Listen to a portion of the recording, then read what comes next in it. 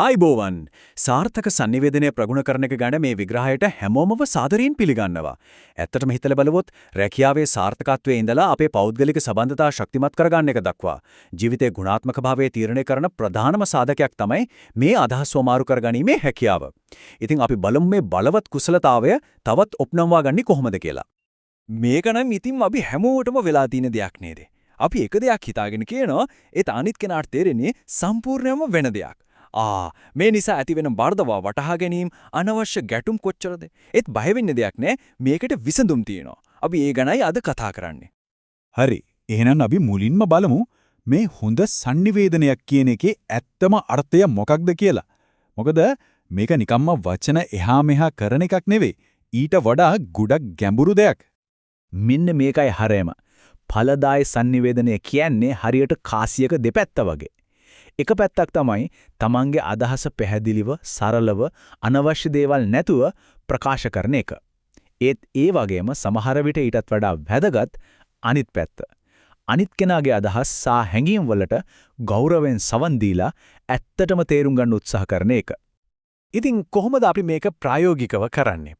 ඒකට අපිට උදව් වෙන මූලික කුසලතා නැත්නම් මෙවලම් කීපයක් තියෙනවා. අපි දැන් ඒ එකින් එක ගැන ටිකක් ගැඹුරින් බලමු.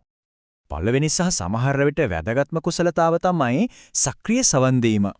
මේක නිකන් අහගෙන ඉන්නවට වඩා ගොඩක් වෙනස් දෙයක්. කවුරු හරි කතා කරනකොට ෆෝන් එක දිහා බලන්නේ නැතුව ඊළඟට මොකක්ද උත්තර දෙන්න කියලා හිතා ඉන්නේ නැතුව ඒ මොහොතේ සම්පූර්ණ අවධානය පුද්ගලයාට දෙන එක. වචන විතරක් නෙවෙයි, ඒ පිටුපස තියෙන හැඟීමත් අල්ලගන්න උත්සාහ කරන එක. දෙවෙනි කුසලතාව පැහැදිලි බව. හිතන්න අපි සංකීර්ණ වචන අනවශ්‍ය විස්තර ගොඩක් මැද්දේ අපේ අදහස හංගනවා. ඒ වෙනුවට කෙලින්ම සරලව කාරණේ කිව්වොත් කොහොමද? මතක තියාගන්න අපේ පණිවිඩය සරල වෙන තරමට ඒකේ බලපෑම වැඩි. තේරුම් ගන්නත් හරිම ලේසි. මේක නම් ඇත්තම ගේම් චේන්ජර් එකක්. සංවේදීතාව, ඒ කියන්නේ අනිත් කෙනාගේ පැත්තෙන් හිතලා බලන එක. එයාගේ හැඟීම් අවශ්‍යතා මොනවද කියලා තේරුම් ගන්න උත්සාහ කරන එක. එයා එක එකඟ වෙන්නම ඕන නැහැ. නමුත් එයාගේ දෘෂ්ටි කෝණය තේරුම් ගත්තම තමයි නියම සම්බන්ධතාවය ගොඩනගන්නේ. දන්නවද සමහර වෙලාවට අපි කතා කරන වචනවලට වඩා බලවත් පණිවිඩයක් අපේ ශරීරයෙන් දෙනවා. ඇස් දිහා බලන විදිහ, අපේ ඉරියව්, අත්පාවිච්චි කරන විදිහ මේ හැම දෙයකින්ම කියවෙන්නේ වචන වලින් කියන්න බැරි ගොඩක් දේවල්. ඉතින් මේවා ගැන දැනුවත් වීම හරිම වැදගත්. තමන්ගේ අදහස ගැන විශ්වාසයෙන් කතා කරනකොට ඒ පණිවිඩයට ලොකු බලයක් ලැබෙනවා. ඒත් ඒ විශ්වාසය අහංකාරකමක් වෙන්න හොඳ නෑ. ඒ නිසා අනිත් කෙනාටත් එයාගේ අදහස් වලටත් ගරු කරන එක අත්‍යවශ්‍යයි. මේ විශ්වාසයයි ගෞරවයයි කියන්නේ එකටම යන්න ඕන දෙකක්. හරි, අපි දැන් මේ කුසලතා ගැන ඉගෙන ගත්තා. ඒත් ඇත්තටම මේවා අපේ ජීවිතේට වැදගත් වෙන්නේ කොහොමද? මේවා නිකම් තියරියක් විතරද නැත්නම් ඇත්තටම ප්‍රතිඵල තියනවද? අපි බලමු. ප්‍රතිලාභ ඇත්තටම පැහැදිලි.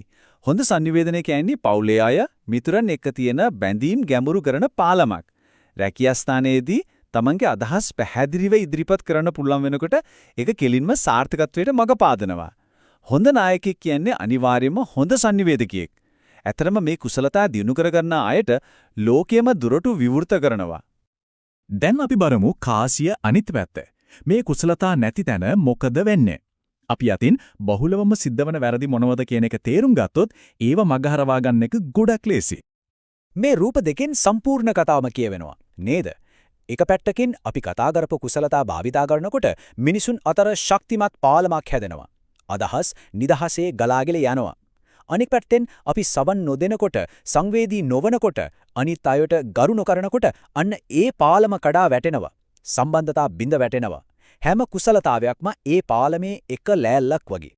හොඳම ආරංචිය තමයි මේ කිසිම දෙයක් උපතින් එන දේවල් නෙවෙයි. මේ හැම කුසලතාවයක්ම අපිට පුහුණුවෙන්, උත්සාහයෙන් දියුණු කරගන්න පුළුවන්. දැන් අපි අවධානය යොමු කරමු ඒක කරන්නේ කොහොමද කියන එකට. මෙන්න අදම පටන් ගන්න පුළුවන් සරල පියවර 4ක සැලැස්මක්. 1. සවන් දෙන්න. ඇත්තටම සවන් දෙන්න සම්පූර්ණ අවධානයෙන්. 2. සරල වෙන්න. කතා කරන්න කලින් තමන්ගේ මූලිකම පණිවිඩය මොකක්ද කියලා තත්පරයක් හිතන්න. 3. ගරු කරන්න. අනිත් කෙනාගේ අදහස අපිට වඩා වෙනස් වුණත් ඒකට වටිනාකමක් දෙන්න. 4. ආපහු අහන්න. මම කිව්ව දේ තේරුණ කොහොමද කියලා අහලා බලන්න. මේ පුංචි පුරුදු වලින් ඇත්තටම ලොකු වෙනසක් කරන්න පුළුවන්. මේ උපුඩා දැක්වීම අපේ සම්පූර්ණ විග්‍රහයම එක වාක්‍යයකින් සාරාංශ කරනවා. sannivedanaye වැදගත්ම දේ නම් නොකියන දේ ඇසීමයි. ඒ කියන්නේ වචන වලට යටින් තියෙන හැඟීම්, අවශ්‍යතා සහ සැබෑ අදහස් තීරුම් ගැනීමයි සැබෑ සම්බන්ධතාවයකට මඟ පාදන්නේ. ඉතින් මේ විග්‍රහය අවසානයේදී එක ප්‍රශ්නයක් ඉතිරි කරන්න කැමතියි. අද ඉගෙනගත්ත දේවල් වලින් හෙට දවසේ ඉඳන් දියුණු කරගන්නට කැපවෙන ඒ එකම එක කුසලතාව කුමක්ද? සක්‍රීය සවන් දීමද, සංවේදී වීමද, පැහැදිලිව කතා කිරීමද? ඒක කුඩා පියවරකින් පටන් ගන්න. ඒක තමයි විශාලම වෙනසකට මඟ පාදන්නේ.